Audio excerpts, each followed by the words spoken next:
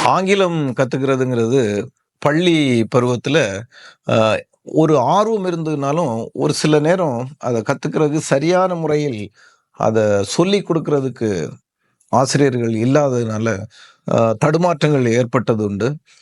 காலப்போக்குல நம்முடைய ஆர்வத்தினாலும், பல்வேறு புத்தகங்களினுடைய உதவியினாலும், இன்னைக்கு ஆங்கிலத்தை பயமின்றி சரளமாக பேசக்கூடிய அளவிற்கு, அம் என்னைப் போல நிறைய பேர் அ வந்திருக்கிறாங்க. இந்த ஆங்கிலம் அப்படிங்கிற மொழி, மற்ற மொழிகளைப் போல எந்த மொழியா இருந்தாலும் சரி, அந்த மொழி அதற்கென்று ஒரு வரலாறு இருக்கின்றது. பல்வேறு சமூக, பொருளாதார, கலாச்சார சூழல்களை உள்ளடக்கிய ஒரு வாழக்கூடிய உயிர் போன்றது தான் மொழி. ஆங்கிலமும் அந்த டெஃபினிஷன்ல கண்டிப்பா வரும். இப்ப இந்த ஆங்கிலத்தில் உள்ள பல்வேறு வார்த்தைகளை, புதிதான வார்த்தைகளை கற்றுக்கொள்ள வேண்டுமானால், ஒவ்வொரு வார்த்தையிலும் உள்ள ரூட் வேர்ட்ஸ், வேராக இருக்கக்கூடிய அந்த சொற்கள், வேர் சொற்கள் அப்படிம்பாங்க. அந்த சொற்கள் என்னங்கிறத நம்ம தெரிஞ்சுக்கிட்டோம் அப்படின்னா, வார்த்தைகள புரிந்து கொள்வதற்கும் சரி, அதை ஞாபகம் வைப்பதும் ஈஸியா இருக்கும். ஸோ, அது தொடர்பான பதிவுகளை செய்வதற்காக தான் இந்த ஒரு முயற்சி எடுக்கின்றேன்.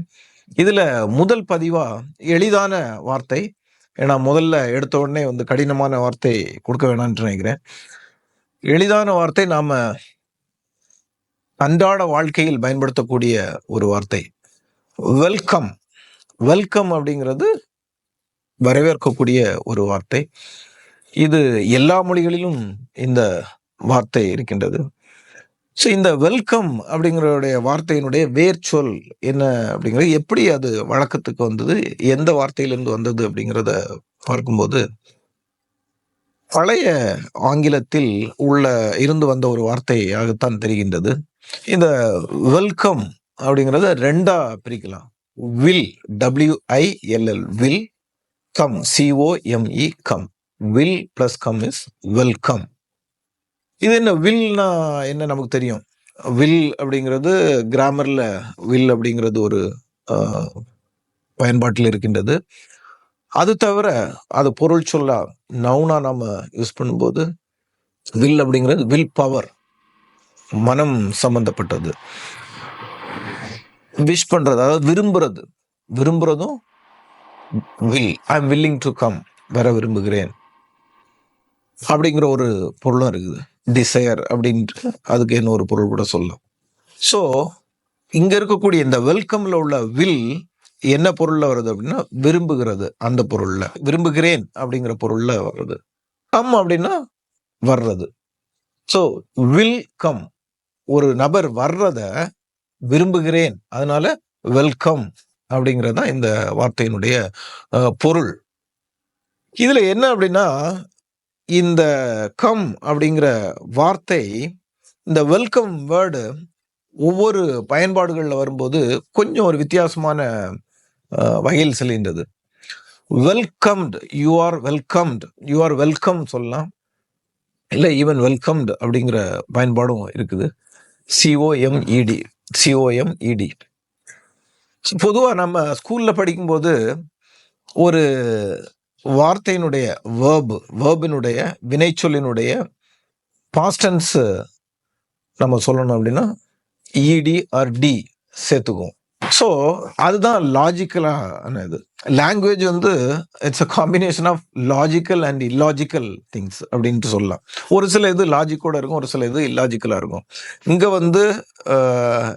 லாஜிக்கலா இல்லாஜிக்கலா அப்படிங்கறது நீங்க பார்க்க போறீங்க.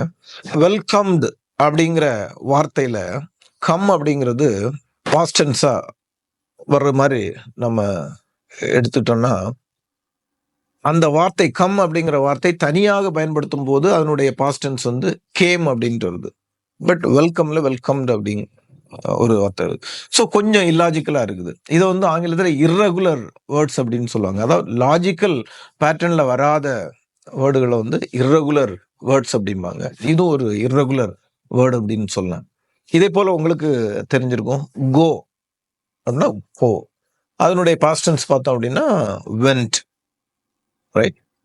அதே போல ஈட் அப்படின்னா அதனுடைய பாஸ்ட் டென்ஸ் ஏட். இது போல நிறைய வார்த்தைகள் இருக்கின்றன. இது இது எல்லாமே இர்ரெகுலர் வேர்ட்ஸ் அப்படின்ட்டு சொல்லலாம். லாஜிக்கல் திங்கிங்ல வராத வார்த்தைகள்னு சொல்லலாம். ஸோ இந்த வெல்கம் அப்படிங்கிறது the person who is welcomed is welcome. நாம ஒருத்தர் வர்றத விரும்புறதுனால அவரை வரவேற்கிறோம். அதான் வெல்கம். இது என்ன ஒரு இன்ட்ரெஸ்டிங்கான ஃபேக்ட் பார்த்தோம்னா, பெரும்பாலான மொழிகள்ல இந்த வா அப்படிங்கிறது இந்த வெல்கம் அப்படிங்கிறதுல வருது. தமிழ்ல நமக்கு தெரியும் வணக்கம், ஒருத்தரை வரவேற்கும் போது வணக்கம் வாங்க.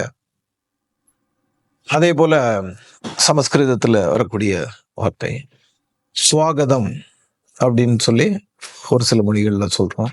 அதே போல மற்ற ஐரோப்பிய மொழிகள்ல பார்த்தோம்னாலும் வெல்கம்ங்கிற வார்த்தை பீல ஆரம்பிக்குது. பி அண்ட் வா நிறைய இடங்கள்ல இன்டர்சேஞ்சபிளா யூஸ் பண்ணுவோம். நம்ம சொல்ல போனா பெங்காலி மொழியில உங்களுக்கு தெரியும் வாக்கு போல வா தான் யூஸ் பண்ணுவாங்க. ஸோ நிறைய மொழிகள்ல இந்த வெல்கம் அப்படிங்கிறது வா அப்படிங்கிற ஒரு எழுத்து வருகின்றது. ஆரம்பத்துல முதல் 2 எழுத்துக்கள்ல வருது. இது ஒரு அதை படிக்கும்போது இன்ட்ரெஸ்டிங்கா தெரிஞ்சதுனால சொல்றேன். ஸோ ஒவ்வொரு வார்த்தையும் ஆங்கிலத்துல நம்ம வெக்காபுலரியை டெவலப் பண்ணும்போது ஒவ்வொரு வார்த்தையினுடைய ரூட் வேர்டு என்ன அப்படிங்கிறத பார்த்தோம் அப்படின்னா அந்த வார்த்தையை பற்றி முழுமையாக தெரிந்து கொள்வதற்கும் எந்த சமூக பொருளாதார கலாச்சார சூழலில் அந்த வார்த்தை வழக்கத்திற்கு வந்தது என்பதை தெரிந்து கொண்டு அதனை நாம் சரியாக பயன்படுத்துவதும் அந்த வார்த்தையை சரியாக நாம் பயன்பாட்டில் கொண்டு வருவதற்கும் உதவியாக இருக்கும். இது போன்று ஒவ்வொரு பதிவிலும் ஒவ்வொரு புதிய வார்த்தைகளை அறிமுகப்படுத்த இருக்கின்றேன்.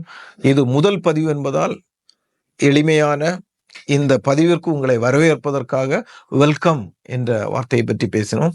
வரக்கூடிய பதிவுகளில் இன்னும் கடினமான, வித்தியாசமான, உற்சாகமான, இன்னும் கொஞ்சம் இன்ட்ரெஸ்டிங்கான வேர்ட்ஸ் நம்ம பார்க்கலாம். அடுத்த பதிவில் மீண்டும் சந்திப்போம்.